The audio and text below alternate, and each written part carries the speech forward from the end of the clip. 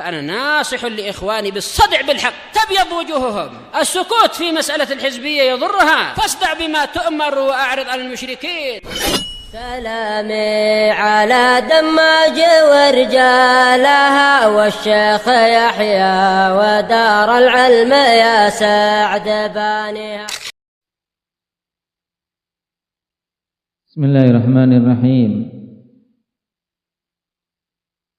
الحمد لله حمدا كثيرا طيبا مباركا فيه كما يحب ربنا ويرضاه. أشهد أن لا إله إلا الله وحده لا شريك له وأشهد أن محمدا عبده ورسوله صلى الله عليه وعلى آله وأصحابه ومن تبعهم بإحسان إلى يوم الدين. Amma ba'd. Ikhwanil kiram rahimani wa rahimakumullah.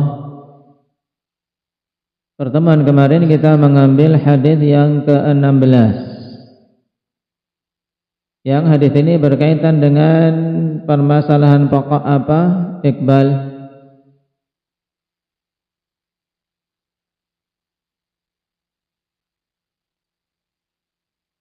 Baik, ahsan.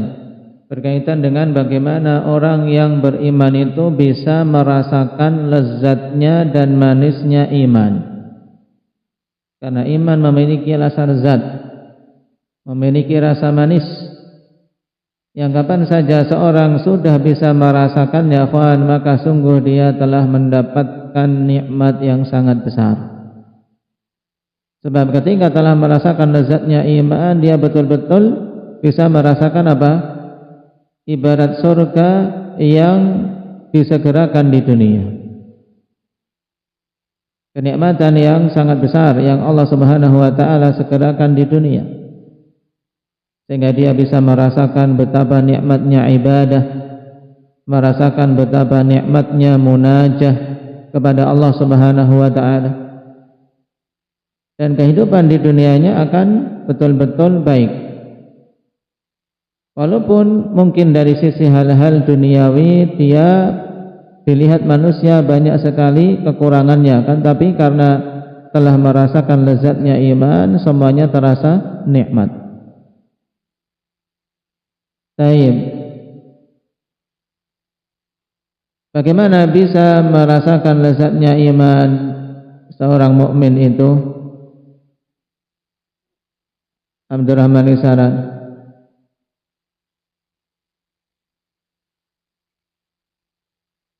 Yang pertama, ridha, dengan ridha bahwa Allah Subhanahu wa taala sebagai Rabb-nya. Yang kedua, dengan ridha Islam sebagai agamanya. Dan yang ketiga, ridha Nabi Muhammad sallallahu alaihi wasallam sebagai rasulnya. Nah, sekarang yang menjadi permasalahan, keridhaan ini bukan hanya sekedar pengakuan. Seorang mengucapkan raditu billahi rabba wa bil islami dina wa bi muhammadin rasula, semuanya mampu. Setiap muslim mampu mengucapkan ini. Aku ridha Allah sebagai Rabbku, aku ridha Islam sebagai agamaku, dan aku ridha Muhammad sallallahu alaihi wasallam sebagai rasulku.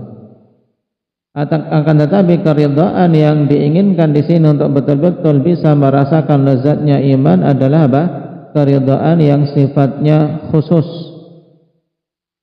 Karena keridhaan ada dua macam. Apa saja itu kemarin keridhaan dua macam ini? Indaki Ahmad. Ridha yang umum dan ridha yang khassah, yang khusus.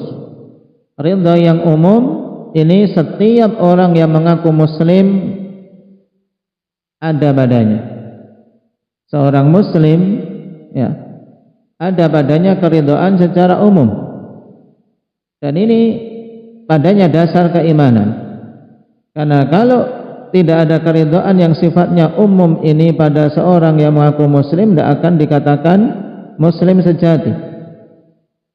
Nah, karena ini dasar iman, yaitu dia menerima Allah Subhanahu wa taala sebagai Rabbnya, tidak beribadah kecuali kepada Allah Subhanahu wa taala, dan menerima Islam sebagai satu-satunya agama yang dipeluknya, tidak menginginkan agama yang lain, dan menjadikan Rasul sallallahu alaihi wasallam sebagai satu-satunya rasul yang diikuti, karena kita adalah umat beliau, dan syariat setelah diutusnya beliau tidak ada syariat kecuali syariat beliau yang wajib untuk diikuti. Sedangkan syariat rasul-rasul sebelum beliau maka semuanya terhapus dengan diutusnya beliau alaihi salatu wassalam.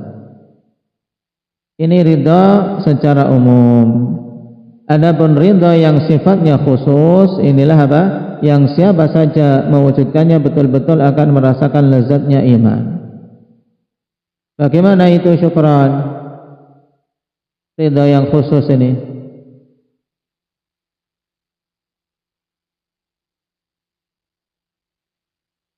Yang pertama, pada man radiya billahi rabba, bagaimana keridhaan yang khusus?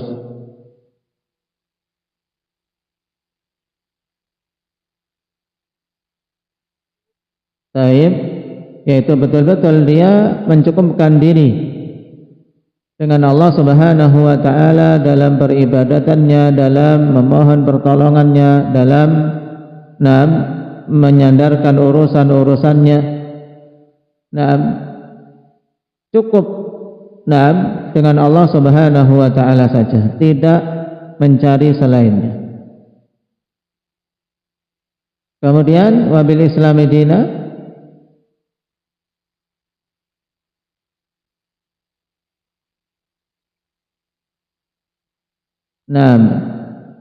dia mencukupkan diri dengan jalan Islam.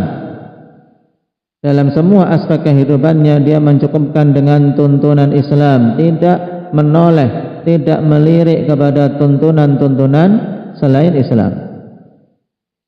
Kenapa? Ridha sudah dengan Islam ini. Kita tidak perlu untuk mengambil tatanan-tatanan dari agama-agama selain Islam. Seandainya toh ada kebaikan pada mereka, maka sungguh kebaikan itu sudah ada di dalam Islam tuntunannya. Kenapa? Karena Islam telah menyeru kepada semua perkara-perkara yang baik. Semua perkara-perkara kebaikan telah dijelaskan oleh Nabi sallallahu alaihi wasallam. Tinggal kita mengikutinya. Maka wajib untuk kita ridha dengan aturan Islam, menempuhnya pada semua aspek-aspek kehidupan kita. Dari tata cara makan, kita ridha dengan tata cara yang ditetapkan di dalam Islam. Makan dengan tangan kanan, minum dengan tangan kanan. Dan lihat, satu perkara ini saja pada makan dan minum betapa banyak. Saudara-saudara kita kaum muslimin yang menyelisihi aturan Islam. Padahal datang sangat tegas. Nabi SAW mengatakan, kul biyaminik, makanlah dengan tangan kananmu. Demikian pula masuk di dalamnya minum dengan tangan kanan. Ketika makan gorengan, tangan kanan makan, tangan kiri juga ikut maju memasukkan lomboknya. Ini masuk dalam makan. Ini juga apa? Penyelisihan. Apalagi ketika minum. Ketika minum, apalagi mereka yang minum air apa? Air mineral yang botolan itu. Betapa banyak mereka yang apa? Membukanya dengan tangan kanan, minumnya kemudian dengan tangan kiri. Dan ini belum terwujud secara apa? Secara pengamalan bahwasanya dia betul-betul ridha Islam sebagai agamanya. Kenapa? Karena masih meninggalkan hal-hal yang dituntunkan oleh Islam. Bahkan yang sifatnya wajib bahkan. Makan dan minum dengan tangan kanan sifatnya wajib.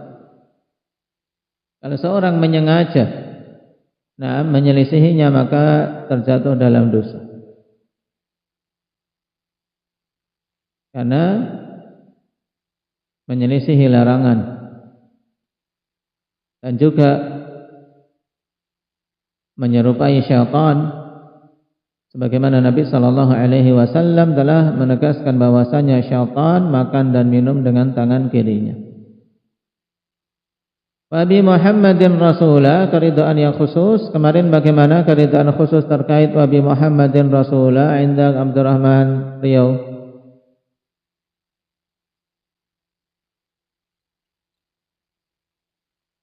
Nah, dengan mencukupkan diri dengan ajaran Nabi, memurnikan ittiba' terhadap beliau alaihi salatu wassalam.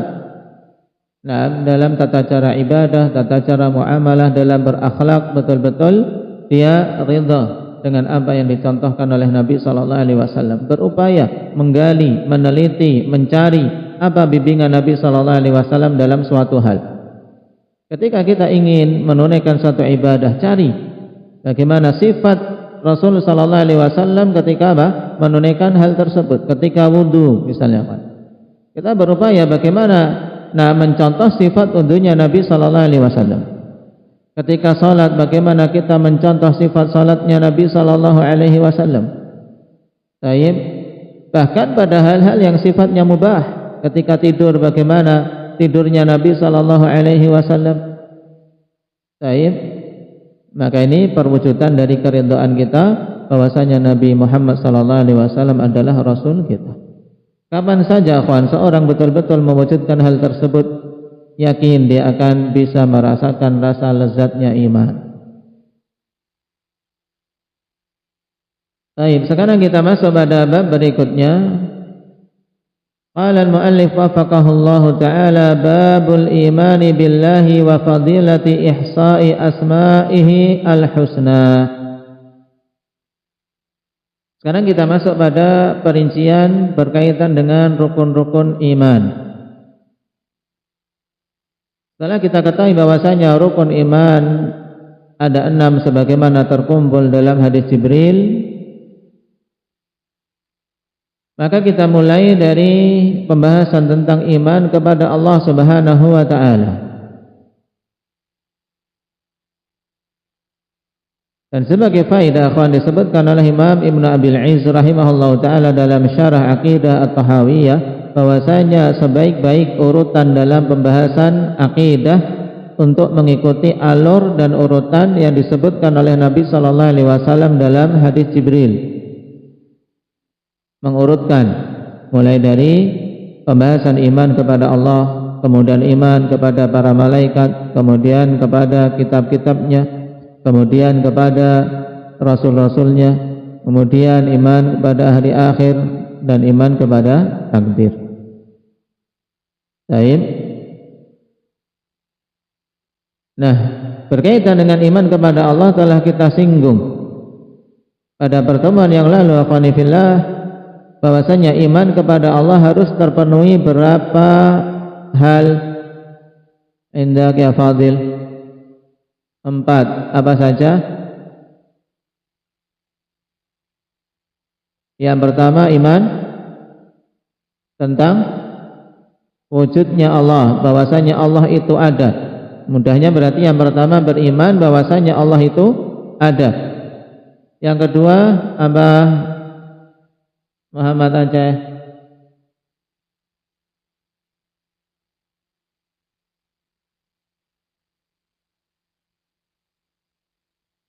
yang pertama tadi al-imanu biwujudillah. Yang kedua al-imanu birububiyatih, iman terhadap rububiyah Allah, yaitu meyakini bahwasanya Allah lah yang menciptakan, mengatur dan menguasai jagat raya ini. Yang ketiga, Abah Abdurrahman Aceh, al-imanu bi uluhiyatih, maksudnya bagaimana itu?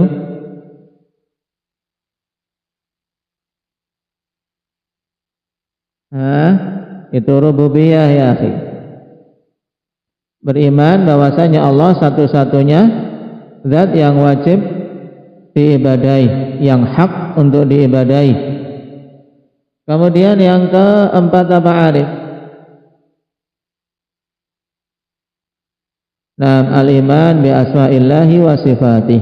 Beriman tentang nama-nama dan sifat-sifat Allah. Kita meyakini bahwasanya Allah memiliki nama-nama yang mencapai puncak kebaikan dan memiliki sifat-sifat yang mencapai puncak kesempurnaan. Nah, inilah yang disebutkan pada hadis yang ke-17 ini. Naam. Baik. Nah, bab ini babul imani billah, bab iman pada Allah Subhanahu wa taala. Serta keutamaan mengihsa nama-nama Allah yang husna. Kenapa? Nanti akan kita baca penjelasan tentang makna ihsa. Baik.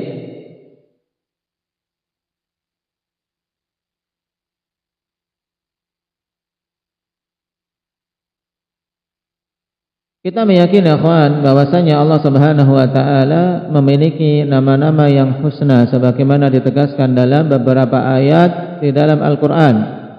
Di antaranya apa? Indaka Hudzaifah. Naam, ayat di surat Al-A'raf, walillahil asmaul husna fad'uuhu biha. Allah Subhanahu wa taala memiliki nama-nama yang husna, maka berdoalah kalian dengannya. Baik. Ayat yang lain di mana, Rifki?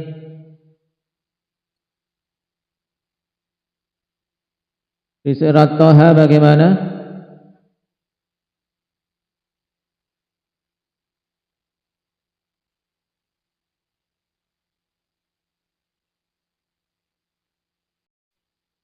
Nah, ini 3 ayat dulu. 3 ayat di dalam Al-Quran yang padanya penegasan tentang Allah Subhanahu wa ta'ala memiliki al-asma'ul husna. Baik, di surat Al-A'raf, walillahil asma'ul husna fad'uhu biha. Kemudian di surat Thaha, Allahu la ilaha illa huwa lahul asma'ul husna. Kemudian di surat Al-Hasyr, huwallahul khaliqul bari'ul musawwiru lahul asma'ul husna. Baik. Dan al-asma'ul husna sebagaimana lafadznya akhwan, al-asma' jamak dari isim, yaitu nama-nama. Sedangkan al-husna maknanya balighatun fil husni ghayatah, yang mencapai puncak kebagusan. Ini makna husna. Berarti al-asma'ul husna yaitu nama-nama Allah Subhanahu wa ta'ala yang mencapai puncak kebagusan. Baik. Mencapai puncak kebagusan. Oleh karena itulah kaidah ahli sunnati wal jamaah dalam masalah al-asma'ul husna yaitu tidak menetapkan satu nama pun bagi Allah Subhanahu wa ta'ala kecuali dengan dalil. Itulah yang diistilahkan dengan asma'ullahi ta'ala tauqifiyah, bahwasanya nama-nama Allah Subhanahu wa ta'ala itu penetapannya berhenti pada dalil. Kalau datang dalil yang menetapkan itu sebagai nama bagi Allah, maka kita tetapkan itu sebagai nama bagi Allah Subhanahu wa ta'ala. Kalau tidak ada dalil yang menetapkannya, maka kita tidak boleh menetapkan itu nama bagi Allah Subhanahu wa ta'ala. Kenapa, akhwan? Karena hanya Allah Subhanahu wa ta'ala yang tahu nama-nama apa yang itu mencapai puncak kebagusan, dan Allah Subhanahu wa ta'ala berhak untuk bernamakan dengannya. Baik. Jadi ini juga keyakinan kita, semua nama-nama Allah adalah nama-nama yang husna. Apa makna husna tadi? Fuad, yang mencapai puncak kebagusan. Baik.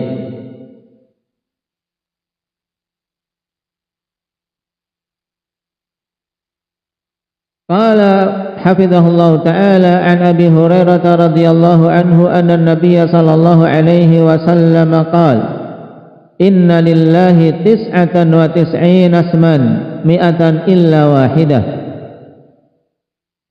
man ahsaha dakhala al-jannah. Rawahul Bukhari wa Muslim. Dari Abi Hurairah radhiyallahu anhu, siapa nama Abu Hurairah indaka ya Thaqif?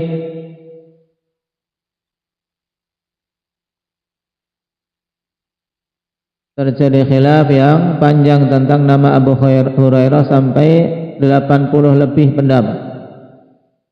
Yang dirajikan oleh Imam Nawawi rahimahullahu taala, siapa Abdurrahman Munah? Abdurrahman ibn Sakhr radhiyallahu anhu, bahwasanya Nabi sallallahu alaihi wasallam bersabda, inna lillahi tis'atan wa tis'ina asman mi'atan illa wahida. Sungguhnya Allah subhanahu wa ta'ala memiliki 99 nama, 100 kurang 1. Man ahsaha dakhalal jannah, yang siapa saja mengihsa'nya maka dia akan masuk ke dalam surga. Baik, apa makna ihsa di sini? Qala al-'allama As-Sa'di rahimahullahu taala fi makna al-ihsa ay man hafidhaha wa fahima ma'aniha wa i'taqadaha wa ta'abbada lillahi biha dakhalal jannah. Baik, berarti kita tidak bisa untuk mendatangkan satu kata tok untuk menafsirkan ihsa, ikhwan. Berarti untuk kita memahami hadis ini dengan benar, berarti kita butuh apa? Butuh menjelaskan makna ihsa.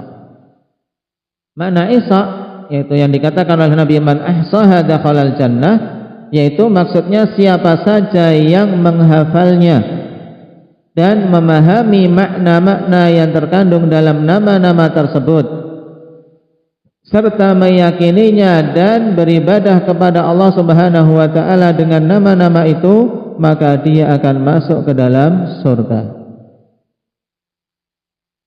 Berarti makna hadis kita ulangi, sungguhnya Allah Subhanahu wa taala memiliki 99 nama, 100 kurang 1, yang siapa saja menghafalnya, memahami maknanya, meyakininya dan beribadah kepada Allah Subhanahu wa taala dengannya, maka dia akan masuk ke dalam surga. Baik, ini makna hadis. Dari hadis ini kita ketahui, ya kawan, tentang keutamaan menghafal Asmaul Husna serta memahami maknanya dan meyakini kandungannya serta beribadah kepada Allah Subhanahu wa taala dengannya. Kenapa? Karena dijanjikan dengan surga. Cuman ada beberapa hal yang butuh diperhatikan tentang hadis ini. Yang pertama, hadis ini tidaklah menunjukkan bahwasanya nama Allah itu hanya 99. Ya. Jangan sampai seorang salah memahami bahwasanya nama Allah itu cuma 99, tidak. Nah, 99 itu sebagian dari nama-nama Allah Subhanahu wa taala. Sebab keyakinan ahli sunnati wal jamaah tentang nama-nama Allah, yaitu bahwasanya kita meyakini Allah Subhanahu wa taala itu memiliki nama-nama yang tidak terbatas dengan jumlah yang kita ketahui. Berarti Pak Albin kalau ditanya berapa jumlah nama-nama Allah, jawabannya wallahu a'lam, ya kan? Jawabannya adalah Allah Subhanahu wa taala lah yang mengetahuinya. Kita tidak tahu berapa jumlahnya, semuanya tidak tahu. Kenapa, kawan? Karena yang kita dapati di dalam Al-Quran dan Sunnah pun, kalau seorang meneliti itu sudah didapati lebih dari 99. Kemudian di sana ada nama-nama yang Allah Subhanahu wa taala tidak beritahukan kepada kita di dalam Al-Quran, tapi nanti akan diberitahukan secara khusus kepada Nabi kita Muhammad sallallahu alaihi wasallam. Yang sebelumnya tidak pernah ada satu nabi pun sebelum Nabi kita Muhammad yang mengetahuinya, sebagaimana dalam hadis pada kisah syafaat. Ketika Rasulullah sallallahu alaihi wasallam memberikan syafaatul uzma, maka beliau pun pergi beranjak dan sujud di bawah arsy. Sujud. Nah, kata beliau, wa yulhimuni minal mahamid ma lam yuftah li ahadin qabli. Allah Subhanahu wa taala memberikan ilham kepadaku dengan apa? Puji-pujian yang belum pernah diajarkan kepada seorang pun sebelumku. Dan memuji Allah Subhanahu wa taala itu dengan menyebut nama-nama dan sifat-sifatnya. Nah, ini menunjukkan apa? Nama-nama Allah Subhanahu wa taala itu tidak terbatas dengan jumlah yang kita ketahui. Lalu bagaimana di sini dikatakan sungguhnya Allah memiliki 99 nama. Nah, kita katakan akhwan bahwasanya makna hadis ini yaitu bahwa Allah Subhanahu wa taala memiliki 99 nama dari sekian banyak nama-nama yang Allah Subhanahu wa taala miliki, yang siapa saja menghafal nama yang 99 tersebut, memahaminya, beramal dengan konsekuensinya, maka dia akan masuk ke dalam surga. Paham? Jadi dari sekian banyak nama-nama Allah ada 99 nama yang siapa saja menghafalnya, memahami maknanya, beribadah dengannya, maka dia akan masuk ke dalam surga. Ini makna dari hadis. Sebagaimana diungkapkan, kalau dalam bahasa kita, kawan, orang yang kaya, seorang kaya punya harta yang banyak, tapi dia mempersiapkan dari hartanya ini misalnya 5 juta untuk sedekah. Maka dia akan mengatakan, aku memiliki 5 juta yang aku persiapkan untuk sedekah. Bukan maksudnya bahwasanya hanya memiliki 5 juta saja, ya tidak. Tapi masih ada harta simpanan dia yang lain. Cuman yang dipersiapkan untuk sedekah adalah yang 5 juta ini saja. Ini ungkapan mudahnya untuk apa? Untuk tergambar bahwasanya hadis tidaklah menetapkan bahwasanya Allah Subhanahu wa taala hanya memiliki 99 nama saja. Akan tapi hadis ini menetapkan bahwasanya ada nama-nama Allah Subhanahu wa taala yang 99 yang husna, yang siapa saja menghafalnya, memahami maknanya, beribadah kepada Allah dengannya, maka dia akan masuk ke dalam surga. Baik. Hal berikutnya terkait hadis ini, akhwani fillah. Bahwasanya ihsa sekali lagi bukan hanya sekedar menghafal. Bukan hanya sekedar setiap sore kemudian membaca, karena sebagian salah dalam memahami ini. Jadi setiap mau membaca Al-Quran, dia membaca apa? Kumpulan nama-nama Al-Asma'ul Husna, yang ada di apa? Di sampul Quran. Baik. Kemudian dijadikan wirid khusus. Sebagai apa? Zikir sebelum tidur atau yang lainnya. Ini semuanya tidak kita dapati dalil dari Nabi sallallahu alaihi wasallam. Dan ini bukan makna ihsa yang diinginkan. Baik.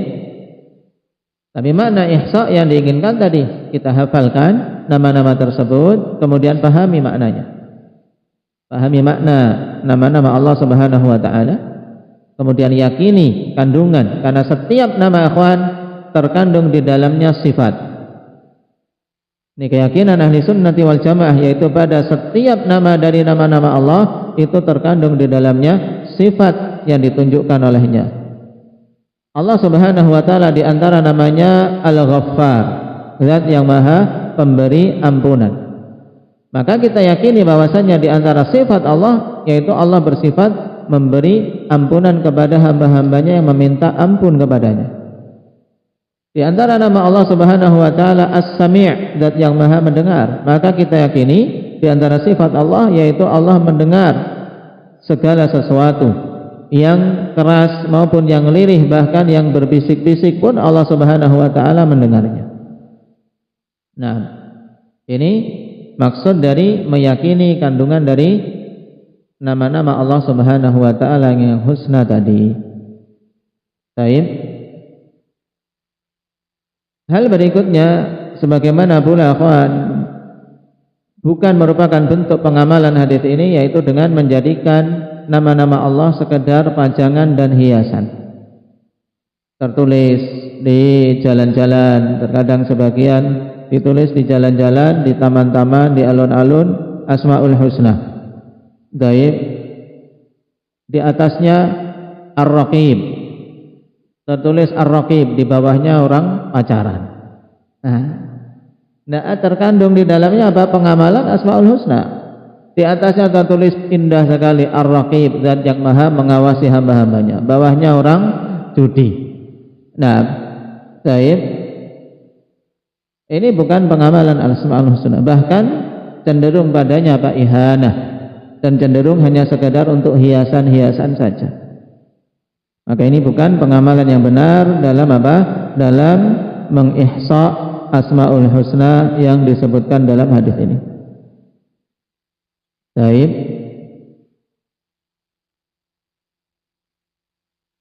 Maka dari hadis ini kita ketahui keutamaan ikhwan menghafal al-Asmaul Husna dan mempelajarinya, karena itu merupakan salah satu ilmu yang paling utama. Dengannya seorang akan lebih mengenal Allah Subhanahu wa taala. Semakin bagus pengenalan seorang hamba kepada Allah, maka akan semakin kuat keimanan. Nah, semakin kuat keimanannya. Nasallallahu ta'ala at-taufiq was-sadad.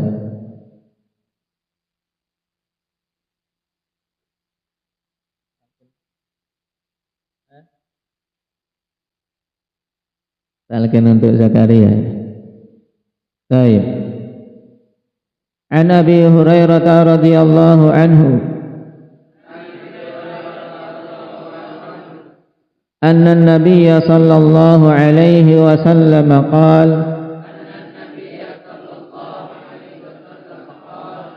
إن لله 99 اسما